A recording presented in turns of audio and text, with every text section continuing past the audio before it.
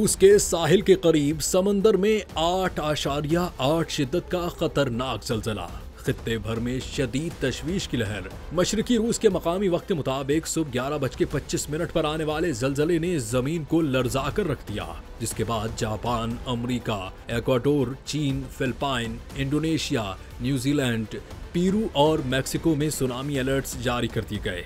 Japan ने 19 लाख अफराद को साहिली इलाकों से इनखला का हुक्म दे दिया है, जबकि फुकुशिमा का न्यूक्लियर प्लांट भी हंगामी तौर पर खाली करवा लिया गया है।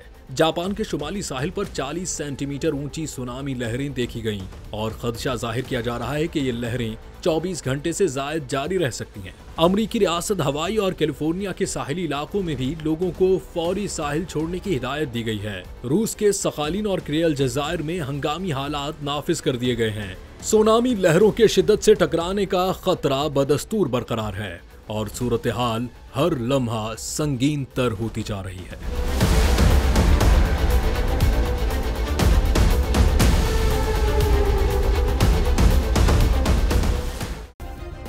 सब्सक्राइब करें और बेल दबाएं ताकि कोई खबर रह न जाए।